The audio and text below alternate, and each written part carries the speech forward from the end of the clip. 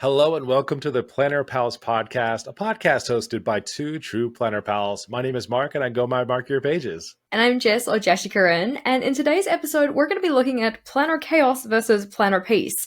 Whether you're kind of in one camp or the other, or maybe a little bit of a mixture of both. I know that throughout our journeys, we have definitely experienced both of those. But before we get into it, a big thank you to everybody who left their thoughts, feedback on last episode. It was very nice to know that we're not alone in jumping between different planner systems and stuff. And in particular, it was great to read that through that episode, we have inspired a couple people to let go of planners that just are not working for them.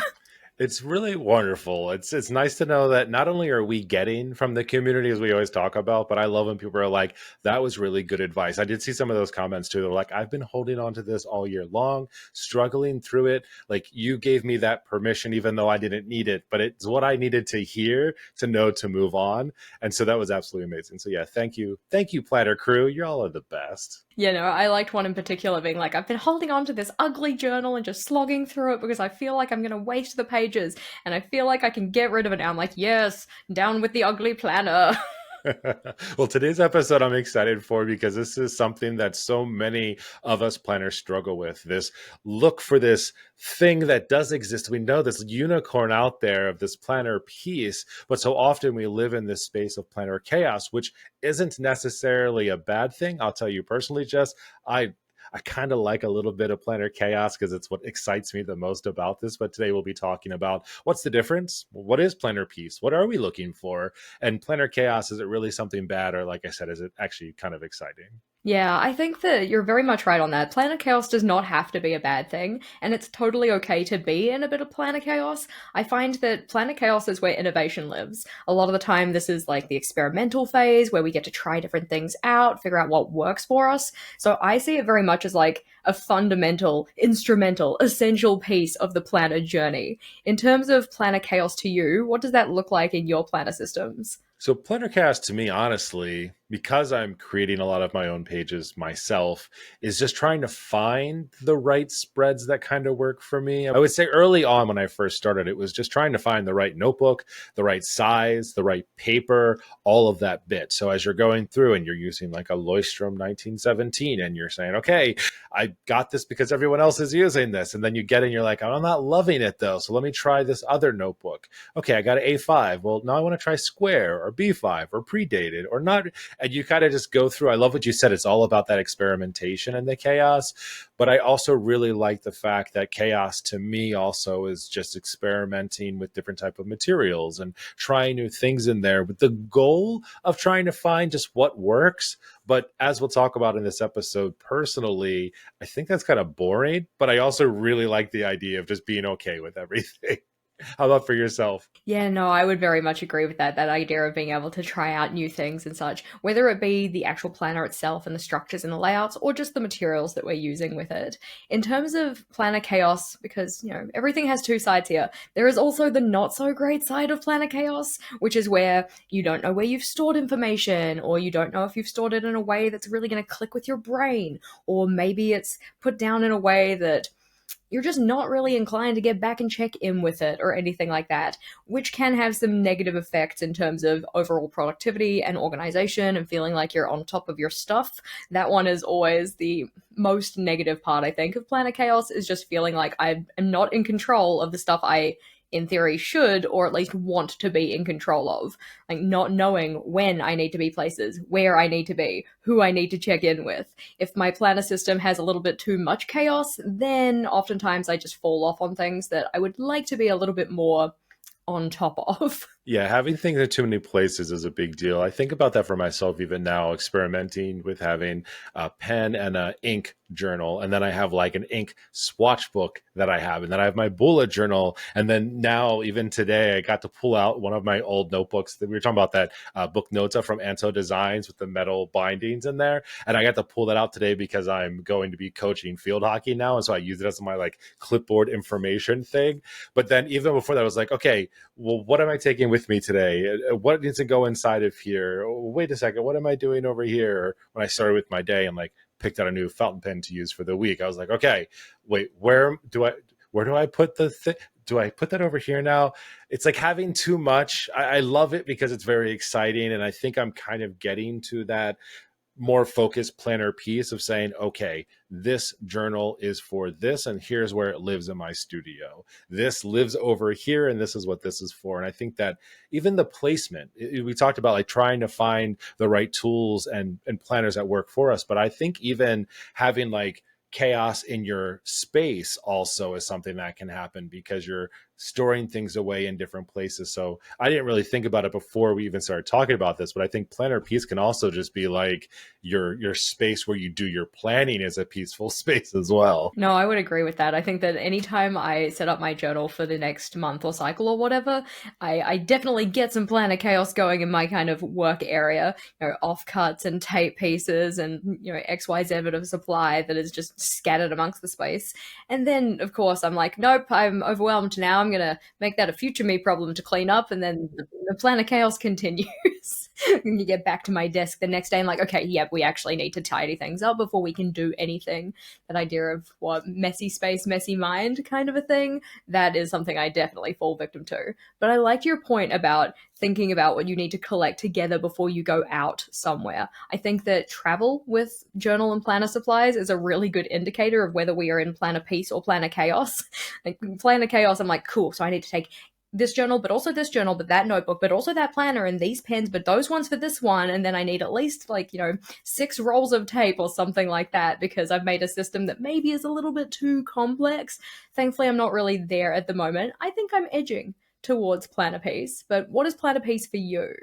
I mean, I think planner piece is just everything falls into place and it just clicks, right? It's working for you. You feel very confident in how you are going about your day and your week and how you're setting things up.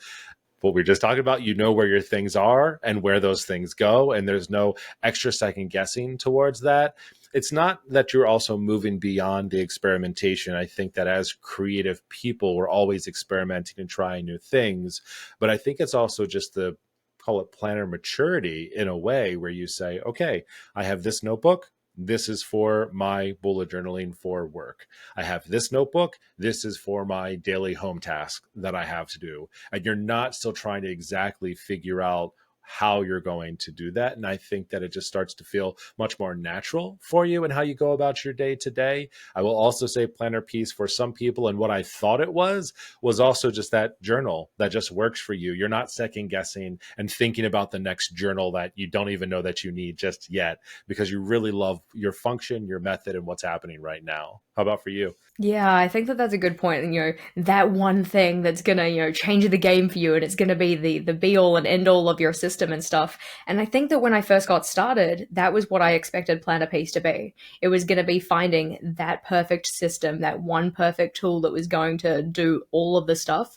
But like we talked about in last episode, oftentimes it's not a one and done. Oftentimes there are going to be parts of our planning and planner system and such that don't fall within the scope of one specific tool, whether that's using a digital planner and a like monthly calendar, or using a physical planner and then some kind of other digital system. Or it could all be analog, or it could all be digital or something. The actual kind of like setup of it might look a little different depending on who you are. But for me, I think planner piece at this point in time is knowing what goes where, like you mentioned, that's a big one. And also just feeling confident that I have captured everything I need to. It doesn't necessarily need to be captured in exactly the same place or in exactly the same way, but I know it is captured because brains are made for having ideas, not for holding them. If I try and rely on my actual organic brain to be able to hold all of those things, it's not going to happen. We're going to have a bad time. Future Jess is going to be a stress mess Jess. We don't want that for her. We want it to be captured in some other kind of system that's a little bit more reliable. It's not going to forget, and it's going to be easy to find later. I've always been very envious of people who can store everything inside their brain. Like mine is creative Swiss cheese. It's like it does exactly what it needs to do, but like anything that isn't hyper focused and adding any type of excitement to my life just seeps kind of out of there. And then, some things just kind of jet back in there. But I feel you on that. It's one of those things where I like that idea of it because it makes me kind of accept my brain a lot more. When you just said that, I was like, oh yeah, I don't have to remember everything, but I have always been just very envious of people who do. My wife is one of those people, like, she knows everything that's going on months in advance. I'll be like, so what are we doing this weekend? She's like, this, and this. And then next week we're doing this. And then we have these concerts to go to in October. And then we're doing, and I was like, oh my gosh, like I can't even think what's going to happen beyond today. And I'm just like, okay, your brain will do that for us. Please forgive mine because it can't do that. I need to write all this down. Please talk slowly.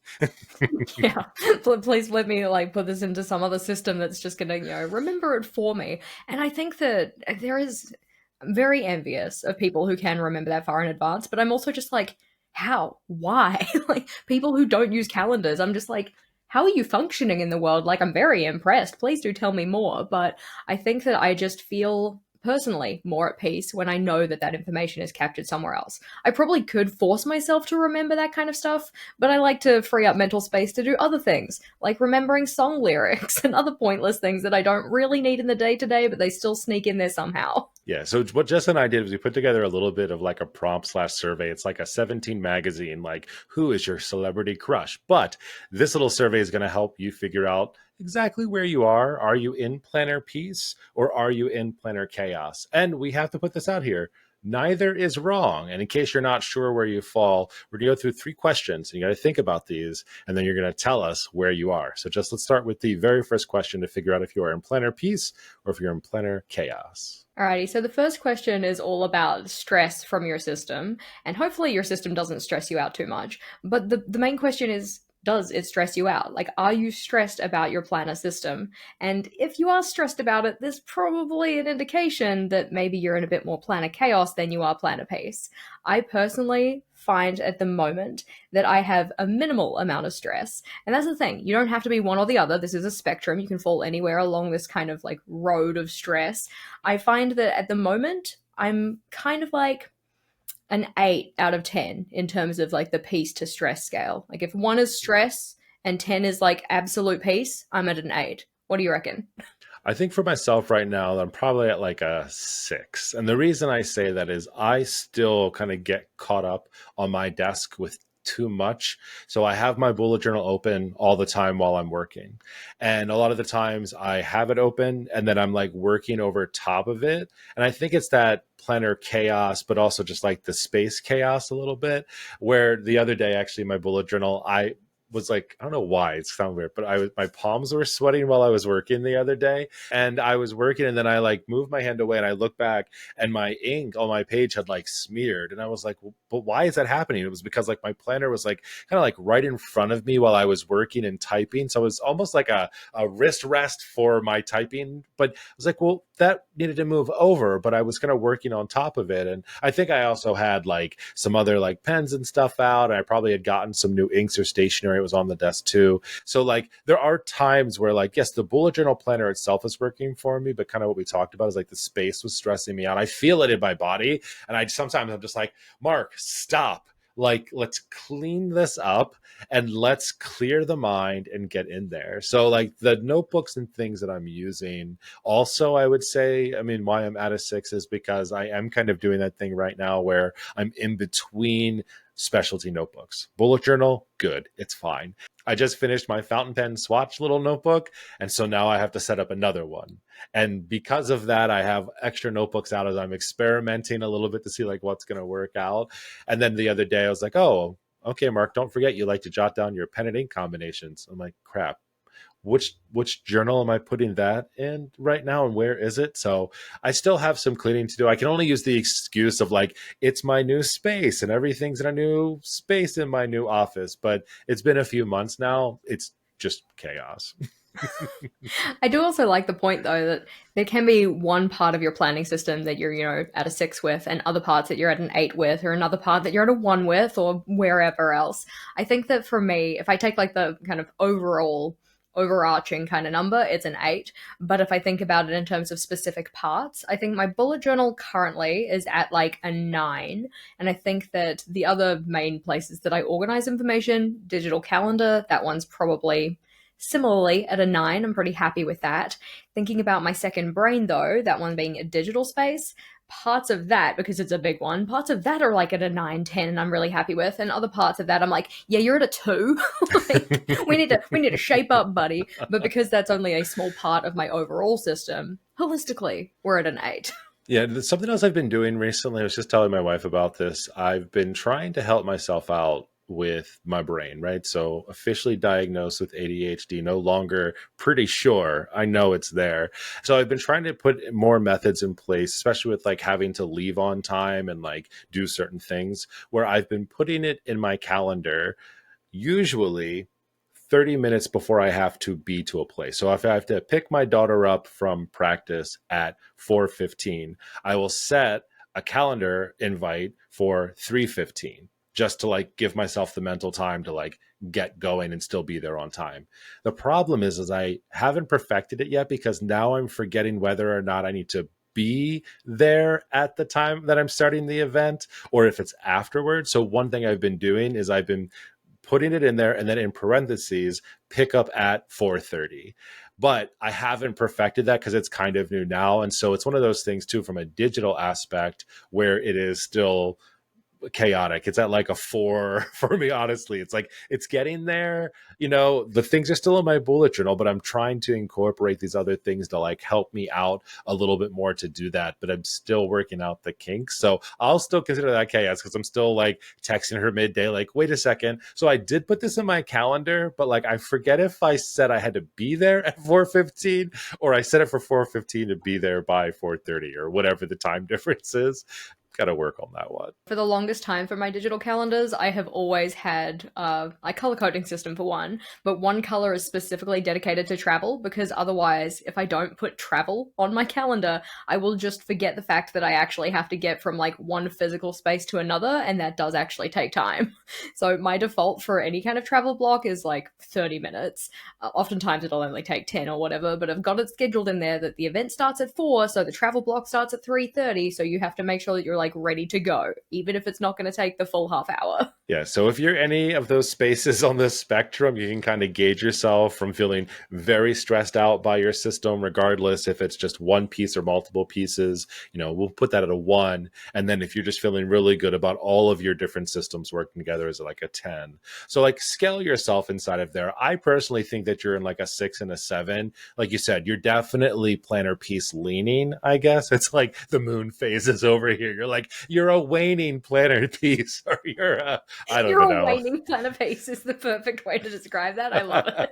I know nothing about moon phases, but that's my new moon cycle. You can figure out where you are on that spectrum. The next thing that we're going to talk about as a part of this survey is definitely something you can gauge pretty easily, which is, are you actually reaching for your journal or your methods, or are you avoiding them? So something we actually talked about last episode as well was this idea that if you're not interested or excited about the things that you're using, one of the biggest ways to like red flag that is that you are actively avoiding opening, grabbing for, going near any of those elements, specifically in this place, your planner, mostly because it is stressing you out. It's causing some type of anxiety. You really don't want to do it. And so that's an easy way just to be able to kind of gauge where you are. I don't know if we give this one a number gauge, like 2, I reach for it, but I think it's more just this idea that am I going for it or am I not going for it, to really understand, it's stressing me out. It's definitely chaos, or, oh yeah, let me open up my journal, put this in here because I know exactly where it needs to go.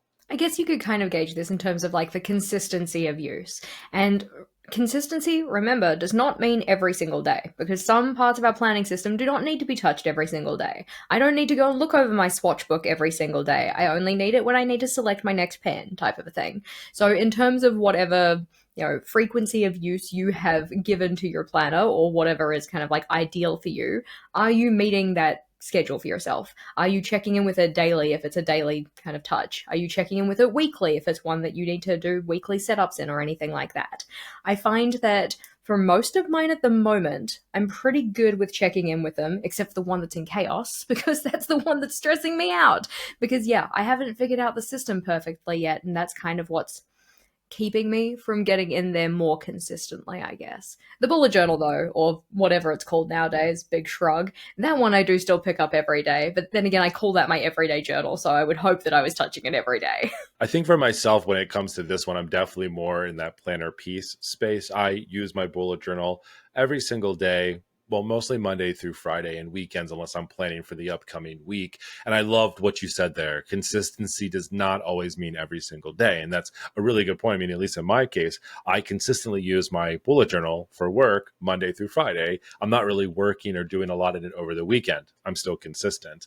I would definitely say with my other things, I mean, my soon to be ink swatch notebook, I'm consistent from a standpoint of I know what it will be and how I'm going to use it. And when I get new inks, I'll be putting things in there. I've been very good about that. And even with my pen and ink log, right? Like every time I have a new pen and an ink combination, I've been jotting that down in there and just keeping a record of it for myself. So like those are kind of like the three main things in my life right now that like feel good and that I know like when I'm going to grab it. Now, a little bit of that, like not 100%. It's just like, wait, where did I put that? But I'm getting better about placement. And I think that's a really big part of making sure that you're in planner peace versus, like I said, planner chaos. If you're just not like, I don't want to do that no more. And I think, this can also be a very good question to, reflect on to see if there are any planners you've just decided to DNF. You said you were just taking a little break, but you've actually decided not to go back to it. You just haven't admitted that to yourself. For me, that was my reading journal. That has been my long-term collections journal. I've recently decided that that is one that has fallen under that did not finish kind of category. I don't think there are any others in particular that are super at risk. Okay, story time. I tried to go back through my planners from the lineup that I set for myself at the start of 2025 because I was like, oh my gosh, I feel like I started this year with so many planners and journals and whatever in my lineup, and now I feel like I'm not using any of them. Which, again, comes back to that idea that you don't have to use everything every single day. Doesn't mean it's not actually part of your lineup. But I ended up doing a recount. It was still just as many as I thought. Because I don't touch them every day, I kind of forgot that they existed almost. It's like, yeah, the Swatch journal doesn't need to be touched every day. The health journal, as long as you're filling in that you have done your exercise, that's all it really needs at the moment. The long-term collections journal, Request Ganapache, you are actually deceased now. We're going to let you go and it's going to be all right. The reading journal, as soon as I stopped doing videos for it, I'm like, nah. So I guess in part, you can get rid of planner chaos by just scrapping the planner entirely. There is no chaos if the planner doesn't exist. Very true. I mean, yeah, if it's burned into a crisp out back in the fire pit, I mean, what journal? Can you imagine doing that? I can't. On that note, I will have to say I did just recycle some like older ones. I'm currently decluttering my own stash and going through it, and I was like had it in my hand and I was just like, this is from like a conference, it's nothing special at all. But like my brain is like, Mark, you could use this for real quick, don't waste or whatever. And I was just like, it's crappy paper. Like it's probably cost less than $1. And I just threw it in the recycling bin. And I felt so much better about it. There was so much guilt beforehand, but I just threw it in a box and I was like, you were going to the recycling. And I was just felt really good about it. So you're right. Yeah, if it's not there, you can't be stressed about it. Exactly. It's always the decision-making process that's the most painful part. As soon as you make the decision, it's like, relief, peace, kind of a thing. All right, so we've gone through the first two. So, Jess, what is the third item in our little 17 magazine survey to see whether you're in planner chaos or planner peace? So this one's a little bit tricky because it very much depends on the purpose that you've assigned to your planners and journals.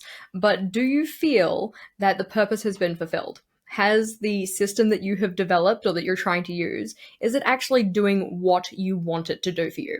So for some of us, that's going to be like memory keeping, that could be productivity, organization. Are you showing up to the events that you're supposed to be showing up to at the time you're supposed to be showing up to them?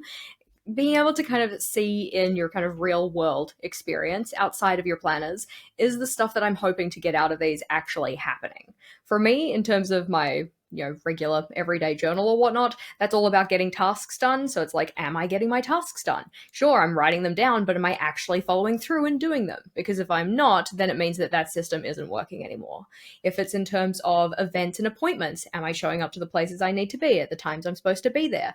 If I'm not, that means that something in my calendar is not working for me. Do I feel like I have captured my memories for the day and I feel good about having those things recorded somewhere? If not, that means that my 5-year journal isn't working for me. What would that be for you? Every time you've mentioned this 5 year journal, that was actually one that I just recycled. So I had someone had gifted me a 5 year journal, and I was like, "Oh, this is so great!" And I opened it up, and I filled out 4 days, maybe 1 year. And then I think I did 2 consecutive days the following year. And then I haven't used it since. And I really was mad about it because I was like, oh, this is good paper. And then I thought about like deconstructing it. And I was like, Mark, just no. Like you have plenty of notebooks. Just recycle it. It'll be okay.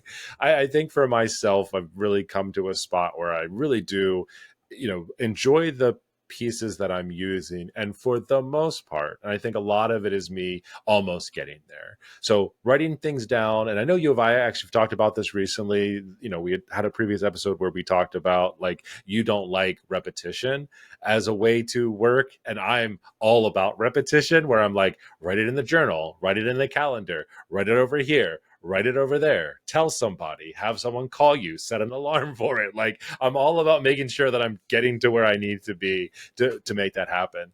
I'm trying to figure out the right ways to do it. I'm even trying to find like ways to automate that more. Even something just like sending myself a calendar invite and putting it on my work calendar, but then also just emailing myself that so it just shows up on my personal calendar versus entering it twice. Small little process things like that I feel like I'm getting better at. So I think on that one of like pure chaos and 10 being beautiful, amazing purity and peace, I think on this one I'm again probably at like a 6 a 7. I would say it's like I know what I have to do. It's just trying to perfect and tweak it a little bit to make it work even better for myself, and I feel really good about it. I think at this point I've gone through the experimentation phase of a lot of this, of like, how does this work, where do I put it, and I just know like it has to go in the journal, it has to go in my calendar, personal as well as work, because I'm always looking at my work calendar, but then all my devices and things are connected to like my watch and my phone, and even in my car it always brings up my personal calendars in there, and it's helpful to see them there too. So I'm getting there with those things. Maybe I'll give myself a 7. I know exactly what I'm doing. I'm just trying to make it a little bit better. And I think this is another one where like different parts of your system might be working better in terms of fulfilling the purpose that you've given them versus others. Because I know like the everyday journal, that's doing great, probably a 9. I never give myself a 10 on anything. There's always room for improvement. I'm always a very harsh marker. That's the teacher in you. Very much that. For my long term collections journal, the one that I effectively decided to DNF, that got to a point where the purpose that I'd given it, it was not being filled. It was just not an effective system for what I needed it to do, because that was essentially going to be a reference book. In fact, I've had, what, 4 iterations of that reference book now? The reason that I have 4, though, is that I started in LT 1917, but then once I moved into a different type of paper, and I'm like, well, you are also a swatch book, and I want to swatch my pens on something that has the same type of paper, so you're no longer fulfilling the purpose. Let's move into something else. So I got that into a Scribbles That Matter because that's what I was using. And then I stopped using Scribbles That Matter journals and I moved into an Archer and Olive. So I'm like, cool, we need to remake it and put it in an Archer and Olive. And then eventually I splitted it out. So it's like, okay, we don't just have long-term collections that also has swatches. We have a separate swatch book and a long-term collections book. So we have the reference material and then the pen-related reference material separate to that, because in terms of filling that purpose and filling the need and such, that just made more sense. But now I'm at a point where the reference materials I was storing in there, that is not the place I go to look for them. So that's a big one. So then that means that I never check in with those reference materials, which means that they're not getting used in the way that I wanted them to. So that system isn't working anymore. Where are we going to put that information instead? That's going in my second brain in Notion. Yay, Notion. My most recent love, I guess. I was going to say my first love, because no, that's not true. Excel is my first love. I do love Excel. I was telling you last time I accidentally turned on ESPN 5, I think, and there was a Microsoft Excel championship going on, and people were formulating things and doing stuff and pivot tables. I didn't know I've never seen anything like it because it was well beyond my mental capacity. And the first person I thought of was you. I was like, you know what? Who would love this? Jess. Yeah, I'm like not into sports, but into like competitive excelling. Yeah, I could get behind that. It's funny when you talk about your second brain. I haven't looked into it very much, but I'm very interested in like Google's new thing. It's called Notebook LM. It's this like AI notebook where people are like putting a lot of their information in. I guess you have to be very careful about what you're putting into it because it's doing all this really cool stuff. I know I've been seeing it a lot for college students and high school when you're doing like research papers and things like that. And you like dump all this information into it. And then something I saw just as a feature is like you can take that and then turn that into a podcast for yourself to listen back to help you understand better. And it just got me thinking, like, what if I turned that into like my digital brain in some way? It'd be funny to be like, Notebook LM, create a podcast after the last week and like have it like aggregate all of the things I'm throwing in there and like feed it to me as a podcast. I'm slightly interested in it. I just don't know how I would start it, but it's one of those things. Every time you mention your brain, I'm like, I'm going to try that. Notion is great. Don't get me wrong. I'm a big Airtable fan personally for things, but this Notebook LM was something I was been interested in mostly for this reason. But I feel like that's just allowing Google even more information. I'm sure they already have on me. I'm just, being funny about giving them any more. No, that's very fair. I do think of my second brain as kind of like a PKM, like personal knowledge management kind of system, because it's essentially just what I'm hoping it to be, what I'm slowly building it to being, is that kind of like one-stop shop, full resource for like all of my life lists and stuff that I need. So I've got all of my templates and stuff in there for content creation. So when I put out a post for the memberships, for instance, rather than having to write it from scratch, I've already written out the general template for myself. I can go use that. I use it for my content calendar because you can open it up in different views and you can have it in like a calendar layout so you can see the schedule, or in a Kanban board so you can see like where we're at in terms of different stages of editing or whatever. You can list it by channel. So I've got things for like our podcast versus my newsletter versus my main channel versus the vlog channel versus Instagram, yada yada. And I think that just being able to have all of that in there in those different views and not having to repeat the information for myself, that fills the purpose. I love it. I'm hoping that eventually I'll get it to a point where it is the one-stop shop I want it to be, where I have everything captured very well, because there are certainly parts of that that are a little bit more chaos than they are peace at the moment. So I'm thinking in particular, the section that needs some more work is the notes space, because notes is just like a swamp right now. The organization in there is not as good as it could be, which means finding things is a little bit more difficult. And if we're thinking about that idea of filling the purpose I'm giving for it, I want that information to be very easily accessible. And right now it's technically accessible because there aren't so many notes in there, but then I'm also not putting as many notes in there as I could be because I'm worried about not being able to find them again. So a little bit more work to do in that space, but otherwise I'm feeling pretty good about it. I think for anyone who's finished our survey, even though this was not a quick survey, listen to all the rambling that happened along with it. If you find that yourself in the waning towards the planner chaos still, but you want to try to get yourself out of that, there are a few tips I think that we could give you to help do that. I'll say, first off, one of the biggest things that you can do, and I really love this when you mentioned it at the very beginning of this, was instead of thinking about it as planner chaos, think about it as planner curiosity and like allow yourself to experiment. But I would say do it with a goal in mind. I think if you let yourself just free think too much on that, you'll never get out of that spin of like, what's next? What's happening? What else could I be doing? But go into it, or even where you are now, set yourself a goal. What is it that you're there to accomplish during this curiosity and exploration? And then at some point, you do have to make your decision. So give yourself a deadline to try to work towards. It's a light deadline, it's a personal deadline, whatever. But I think that's just a nice and easy way to just know that you do have a direction that you're trying to go with it. And it kind of helps to reframe your mind a little bit. Yeah, I think that the idea of having the goal sets you down a path of actually being able to pay attention to what is or isn't working for fulfilling that, reaching the goal, that type of a thing. And the way that we actually do that is through reflection. Yay, the dirty word that nobody likes except for me, because I'm like all about it. But if we do reflection with intention, it can be less of a time waster and more purposeful. And that's what we want. I don't want to waste your time, right? That is not the kind of end game that we have here. But if you go into thinking about your planning system, really analyzing what's working, what's not working, and taking that information and making a plan for moving forward, rather than just sitting there being like, well, this sucks, guess that's it for me. Like, no, there are ways forward here. We can problem solve. Just get really granular with it though. So instead of just saying like, this sucks, it's this sucks because, right? Like, why does it suck? Why isn't it working? And thus, what can we do that maybe remedies that or mitigates it in some way? So for instance, for me, in terms of that long-term collections journal, the thing that was holding me back from using that was the fact that it was a physical system. I wasn't checking in with it. It wasn't easily searchable. The information that I wanted to have in there would have just been better in a digital system. So I put it in a digital system, right? There are ways forward. As long as you actually take the time to reflect on it and figure out what's not working, along with what is, because we want to keep the good parts too, and then thinking about what you could do differently that'll mitigate it or make it better. Yeah, and I think that also thinking about this as a journey versus a destination is really important too. This idea of that experimentation and trying and doing that. We talk about planner peace. I think a lot of us in the planner community, we joke about it, right? Like, we'll never find planner peace, or, oh, we can only find planner peace.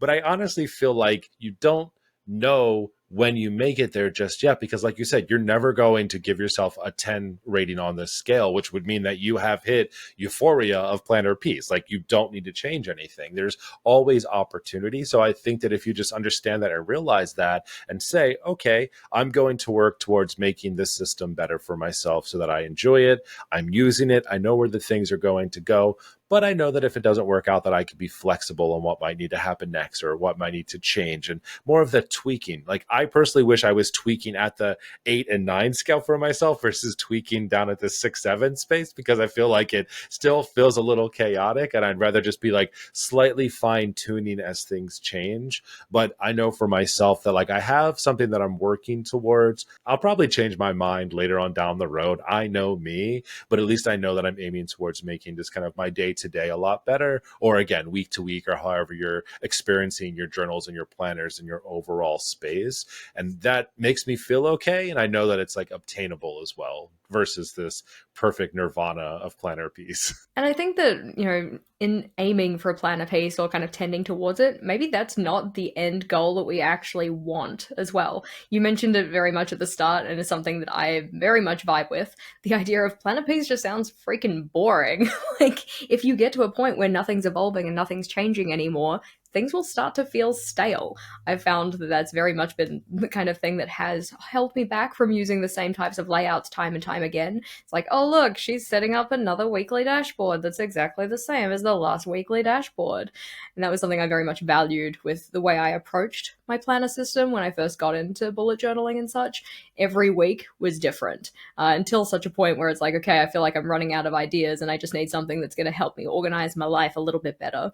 But being able to have that flexibility and change things up so that then you don't get that stale kind of boredom feeling in your system, that's something I value. I'm right there. Like I said, that's definitely where I like to play. I also think because my brain needs the chaos, because that's what kind of feeds that dopamine. And I think for me, honestly, with the chaos, at least of like not sticking down to like one type of thing. Like, I think way back when I first started bullet journaling and I was looking online and I was being inspired by a lot of people, something that always was very exciting to me were people who only worked with black ink.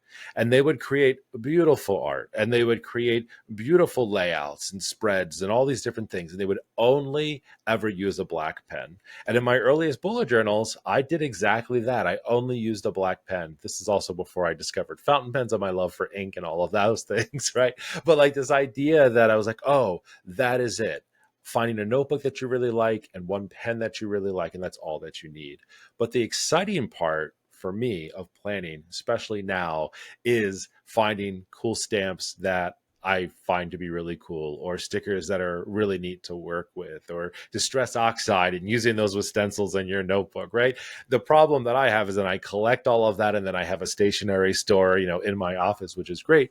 But it does keep me excited. It keeps me moving. It keeps me wanting to continue to use my journal, which is a really big, important thing to me, that I'm always using it, because it's also so helpful for me too, but it also brings me a lot of joy. So I don't, even though I have all of the things and it could seem a little chaotic. I mean, when I flip through this notebook that I've just gone through, it's like almost like the phases of Mark's life. It's like the beginning of the year, he was into this. And then, a few months ago, he was into this. And now I'm really big into stickers for whatever reason. I just have a lot of them in my life right now, and they're really cool. And I'm excited about them. And I'm okay with that. I know I'll get back to the stamps eventually, because I also just got brand new ones from Archer, and all of that came in today that I need to absolutely start using immediately, but it's just kind of going through that and saying like, this is really exciting for me. And I'm going to continue to use my journal because I enjoy what I'm putting into it, both from a efficiency, productivity, brain space, but also from a creative space too. That makes me really happy. I like to think of it as like little pockets of peace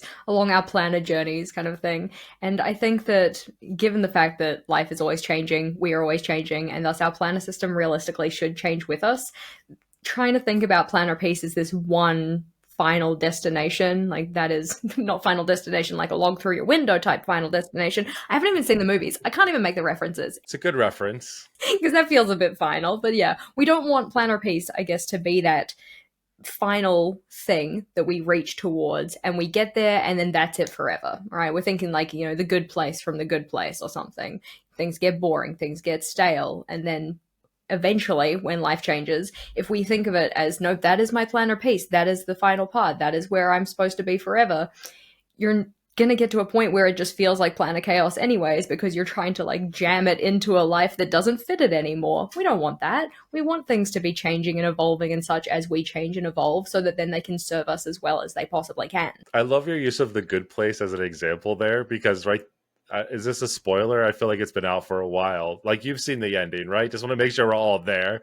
But in case you haven't, like, I don't know, skip forward a little bit. Spoiler warning. Spoiler warning, the good place is actually the bad place. And like, I love the fact that you just connected that, because you're absolutely right. It's like, I'm going to get to planner peace, but then I'm going to create planner chaos so that I can get excited again to then figure out how I'm going to work towards it. It's this beautiful vicious cycle that we put ourselves in, but it is just, it's so fun. And it's such a fun exploration and finding ways that work. It's like honing in on the things. I mean, I can say right now for sure, like, the bullet journal method for me is the planner piece from a standpoint of the methodology that I use to do things, right? I'm not still out there looking at like all these different type of notebooks and ideas and methods.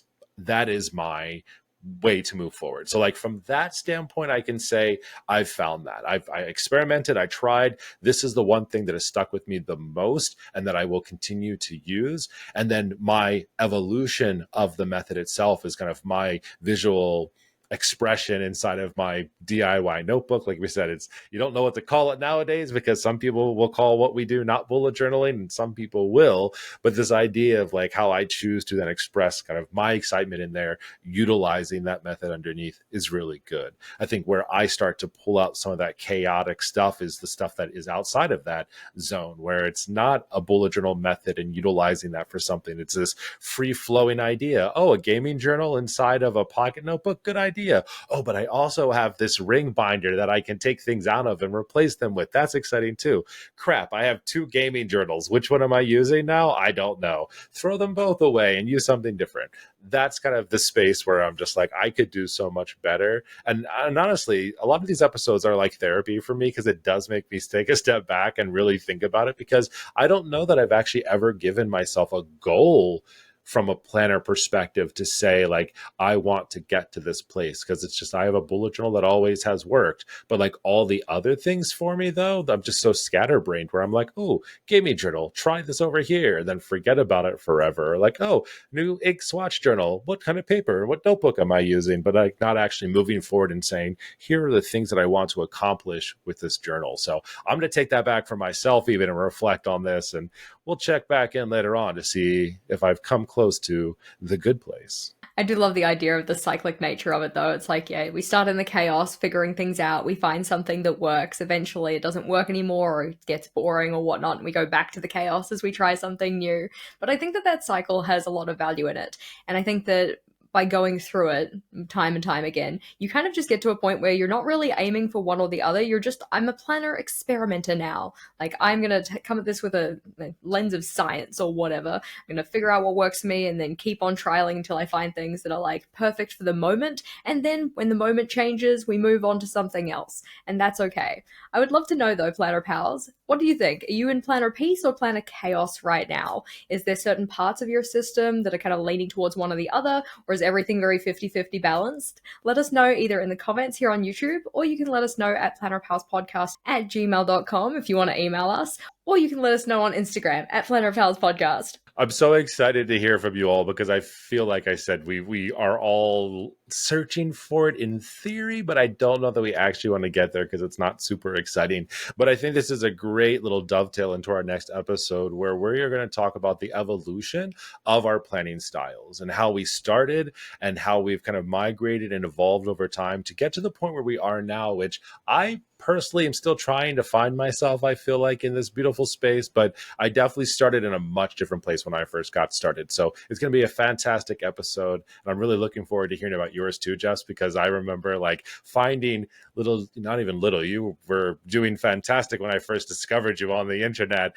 And like what you were doing then versus where you are now, I feel like is night and day, but in the most positive way. So I'm excited to talk to you about that. I'm very much excited for that conversation because I think there's a lot to be learnt from thinking about the journeys of others and how that kind of like mirrors our own journeys with planners, or how we can kind of take the learnings from those and apply it to our own system. It's going to be a good one. But for today, Planner Pals, thanks for watching.